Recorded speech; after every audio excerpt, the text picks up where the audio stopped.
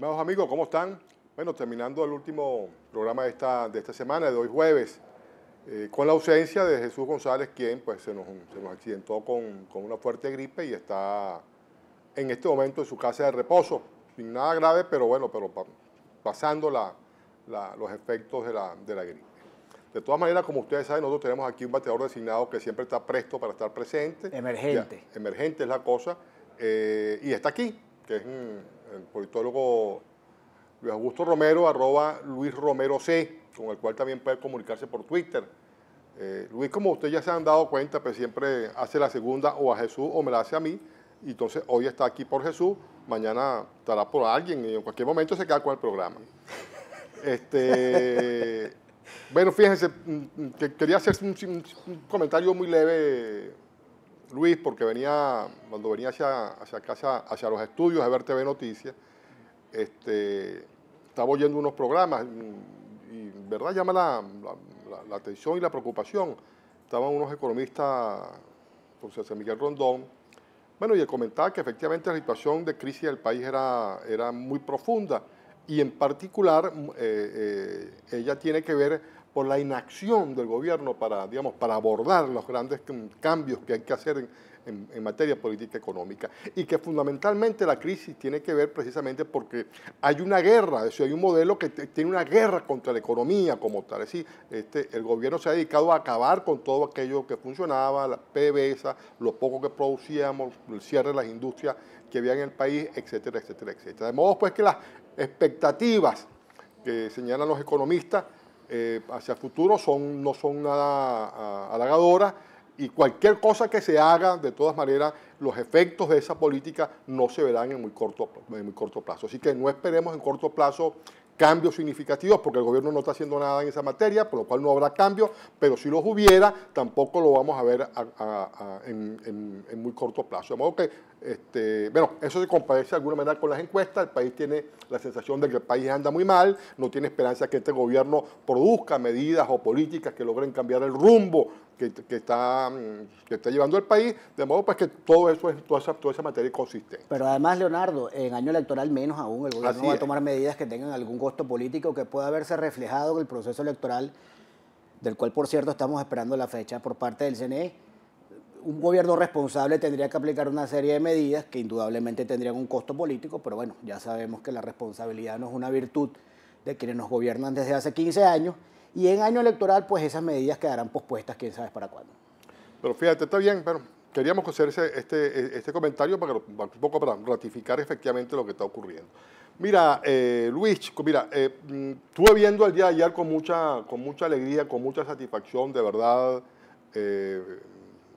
Creo que eso es importante, creo que es un paso gigante que se ha dado en Colombia, por el Poder Legislativo en Colombia, al aprobar la no reelección 90-10. Es decir, toda esa fiebre que prendió en la región con estos presidentes, digamos, con inclinaciones autoritarias, como Chávez, como Lula, como todos estos que han ido codificando su constitución para permanecer en ejercicio del poder durante el mayor tiempo posible, comienza ahora efectivamente a corregirse ese rumbo, y ya se da un paso importante con lo de Colombia. Es decir, que el 90-10 del Senado colombiano haya decidido eliminar de raíz la reelección en Colombia es un paso gigante, enorme, que a mí me llena de profunda satisfacción, porque ayuda mucho a la democracia, en particular a la renovación de los poderes públicos. Pero además, en nuestros países donde hay una debilidad institucional importante, la reelección se había convertido y se ha convertido en una piedra de molino para los procesos de cambio que requieren nuestros países en América Latina. Y mucho más cuando la reelección es indefinida, como el caso de Venezuela, igualmente en el caso de Correa, o en el presidente Correa en Ecuador, o el caso de la Nicaragua de Daniel Ortega. De manera que el precedente que sientan los colombianos con esta decisión del Senado demuestra dos cosas. Primero, la fortaleza institucional de Colombia, que no es nuestro caso, y además una visión de sus legisladores de estadistas, una visión hacia el futuro que permite prever que no se van a repetir los abusos propios de un presidente que puede reelegirse, en el caso de Venezuela, N cantidad de veces. Bueno, lo has dicho muy bien. Ese es el legislativo de allá. El nuestro, como ustedes saben, no legisla. El nuestro le otorgó toda digamos, todo el papel del legislador al presidente de la República en una nueva ley habilitante. Y yo lo decía ayer por Twitter, bueno, apareció Diosdado Cabello, presidente de la Asamblea Legislativa, diciendo, estamos haciendo unos allanamientos, y él es parte del Poder Ejecutivo, él es un policía. Bueno, precisamente porque abandonó su trabajo por las razones por las cuales usted lo eligió para que legislara y le otorgó todo eso al Poder Ejecutivo. Entonces, bueno, ahí se confunden lo que es la rama, digamos, ejecutiva y la rama legislativa, que pareciera que entre los dos la llevan adelante sin preguntarle uno al otro qué está haciendo. Es que precisamente la piedra angular de la democracia es el equilibrio de poderes, que comentábamos en otra oportunidad. Y de allí la importancia de las elecciones parlamentarias que nos permitirían reinstitucionalizar el país desde un poder legislativo autónomo independiente que no solamente legisle, sino que regule y controle el desempeño del poder ejecutivo y que también introduzca una variable de equilibrio en el poder judicial que en este momento está completamente controlado por Miraflores, por el Ejecutivo, en este caso por el Presidente de la República. No solo eso, sino que abusa de su condición, ¿no? Porque resulta que ustedes cada cierto tiempo eligen unas autoridades, eligen un presidente, eligen una asamblea legislativa, eligen una asamblea nacional, eligen unos alcaldes y unos concejales, y se supone pues que esa es una decisión popular, una decisión del pueblo, de eso que tanto aquí se ha hecho a la araca, se ha reafirmado que es importante que las decisiones del pueblo se mantengan en el tiempo. Bueno, resulta que unos concejales allá en Guasdualito decidieron entre gallos y medianoche destituir a un alcalde que además esa decisión fue respaldada o digamos refrendada por la Sala Constitucional del TSJ. Es decir, el TSJ se abrogó la decisión de ustedes, los pobladores y ciudadanos de Guasdualito. Entonces, se sacudieron a la alcaldesa sin preguntarle al pueblo. ¿Y dónde aparece que el Tribunal Supremo de Justicia o algún otro poder puede pasar por encima de la voluntad, digamos, general, como diría Rousseau, de la voluntad del pueblo? Pero además, en el caso de Guasdualito hay un trasfondo muy grave. Todos sabemos lo que ocurre en la frontera venezolana, donde no hay gobierno, donde se conjugan una serie de factores violentos. Las denuncias de la señora han sido, La señora Lumay Barreto, alcaldesa legítima de Guasdualito, electa por voluntad popular, por el voto del pueblo de Guasdualito, se confrontó los intereses de los grupos irregulares que conviven y que le hacen la vida imposible a los pobladores de esa zona. Bueno, y resulta entonces que este gobierno de alcahuete, a través de uno de sus brazos ejecutores, como lo es el Tribunal Supremo de Justicia, viene y asalta el poder en Guasdualito y desaloja de sus funciones a la legítima alcaldesa Lumay Barreto. Pero hasta allí no llegan las tropelías del gobierno. El día de ayer, nuevamente Maracay es noticia por hechos lamentables, por hechos violentos. En la alcaldía de Mario Briceño Iragorri, zona del Limón, Caña de Azúcar, el alcalde electo de allí, en ejercicio, Delson Guárate, de oposición, fue víctima de una emboscada propia o similar a lo que vimos en los que estudiamos la historia de lo que fueron las camisas pardas italianos o lo que recientemente fueron los batallones de la dignidad en Panamá o las turbas sandinistas. Un grupo de exaltados promovidos y pagados por el gobernador del estado de Aragua tomaron por asalto la alcaldía de Mario Briceño y lanzaron desde el segundo piso, desde la azotea de la alcaldía, lanzaron a 2 personas, una de ellas está en un estado de gravedad, el periodista Alejandro Ledo, fue lanzado desde el segundo piso, tengo entendido que sufrió fractura de cráneo, otra periodista fue pateada en la cara y un grupo de funcionarios de la alcaldía también fueron agredidos. Todo esto bajo la mirada complaciente del gobernador del estado de Aragua y bajo, por supuesto, la pasividad del Poder Judicial, ni hablar de la Fiscalía.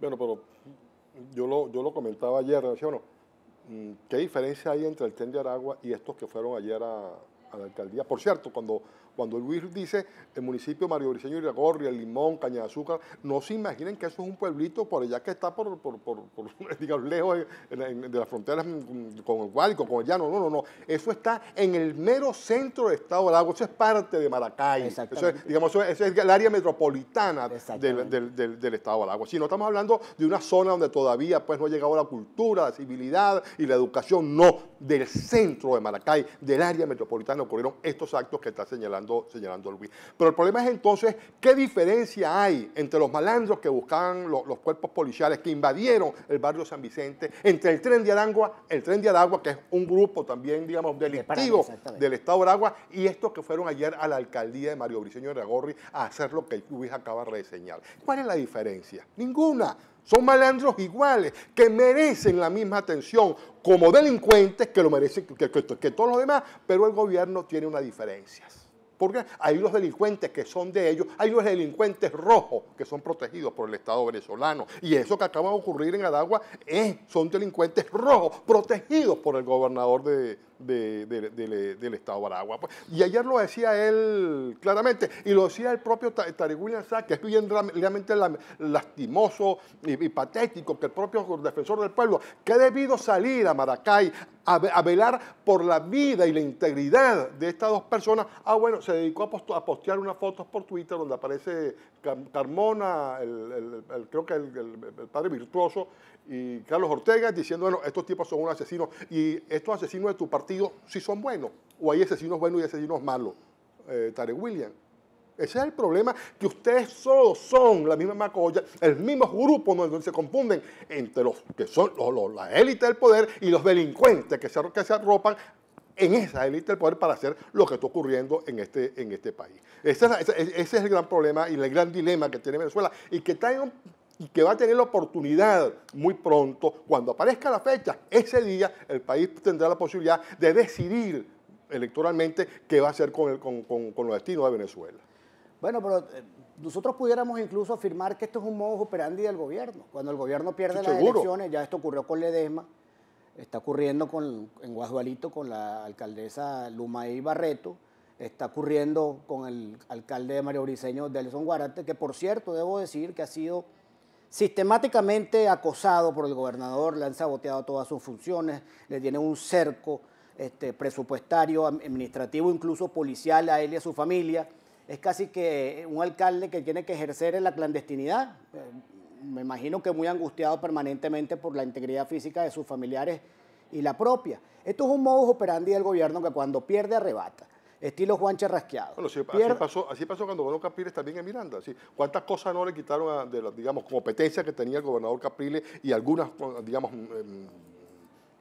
¿cómo se llama? Industria, competencia. Aquí había una planta de asfalto, se la quitaron para que no pudiera faltar en el estado de Miranda. Quiero puntualizar algo, Leo, porque esto me parece muy importante. Este modus operandi no solo tiene el objetivo de tomar esas dependencias municipales en particular, sino que tiene un objetivo político. Esto no es una casualidad o una improvisación del gobernador de Aragua. Esto es un guión, esto es un libreto que va destinado a desmoralizar a los ciudadanos que estamos en favor de un cambio político en Venezuela. Esto es un atentado contra el voto, para que la gente diga, bueno, pero si yo elijo un alcalde y después el gobierno me le va a quitar atribuciones o me lo va a destituir, ¿para qué voy a votar? Esa es la trampa, ese es el peine que pone el gobierno. Es un atentado contra el voto como herramienta de cambio.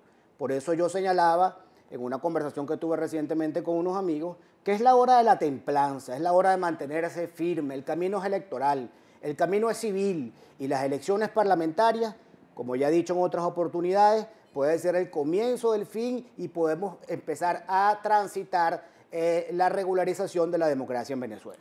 Tú dices una cosa bien interesante. Todas esas cosas tienen una conexión y esa conexión es estrictamente electoral. Eso que tú decías que genera la desesperanza, eso que los psicólogos sociales llaman la desesperanza aprendida, que no es otra cosa, que bueno, si usted siente que hace las cosas bien, pero al final las cosas que hace bien terminan saliéndole mal, decir, bueno, hice esto como me dijeron que tenía que hacerlo, sin embargo, bueno, le quitaron las competencias al alcalde. Dice estas cosas que debería hacer, sin embargo, le robaron la elección a fulano de tal. Bueno, eso es lo que se genera, eso es lo que llaman desesperanza aprendida. Pero Luis decía que efectivamente estamos en una posibilidad bien importante de cambiar radicalmente las cosas en el sentido de dar un salto cualitativo y cuantitativo en términos de este proceso electoral de 2015. Sin embargo, por supuesto, el gobierno actuará para crear un conjunto de condiciones que conduzcan a la sociedad venezolana a abstenerse a participar, porque solo la participación es la que va a permitir darle digamos, una buena paliza, que ya todas las encuestas lo revelan. La angustia del gobierno es que efectivamente está por debajo del 25%, que parece inevitable que la oposición le dé una felpa monstruosa bueno, cuando fijen la fecha. Entonces, ¿qué va a ocurrir? Va a ocurrir exactamente lo que estamos viendo. Va a ocurrir lo de Apure, va a ocurrir como ocurrió con Delson Guarete en el Limón, en el estado de Aragua, y van a ocurrir otras circunstancias, y van a ocurrir eventos como el invento del señor Vélez, que es el autor intelectual y estaba en Caracas. Ahí usted sabe, pues, mientras el colombiano, así, ¿cómo se llama? ¿Te refieres a Julito Vélez? Julito Vélez. El nuevo testigo estrella del gobierno. Sí, ¿cómo se llamaba el otro?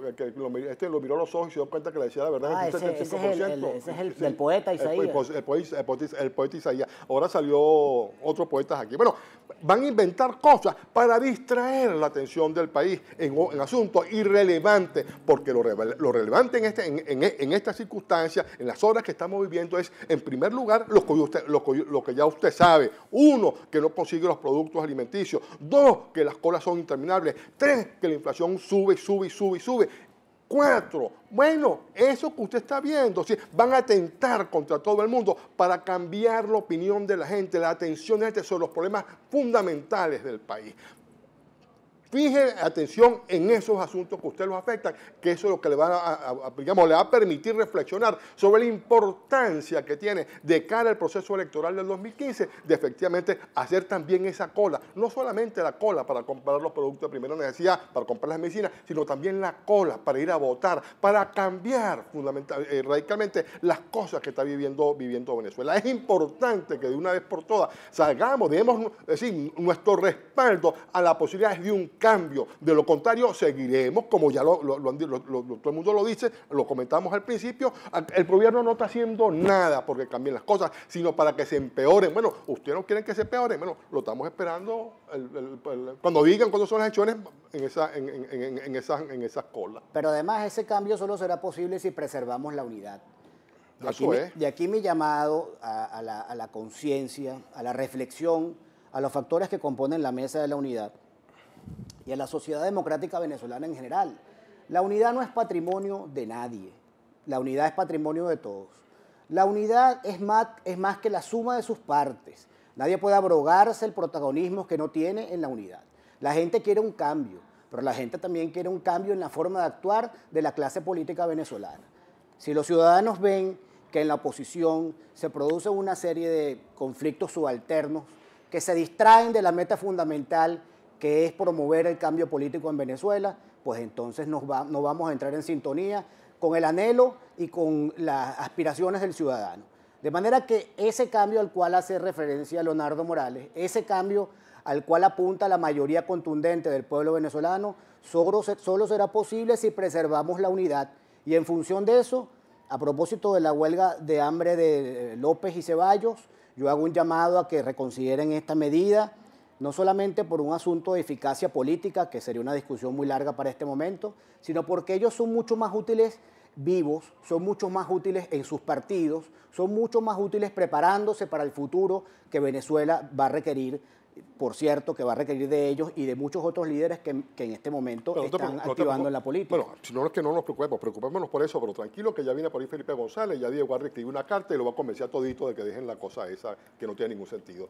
Tú tienes la costumbre de traerle a nuestros televidentes, a nuestros seguidores, una lectura, por favor. Sí, antes que terminemos. Para el fin de semana.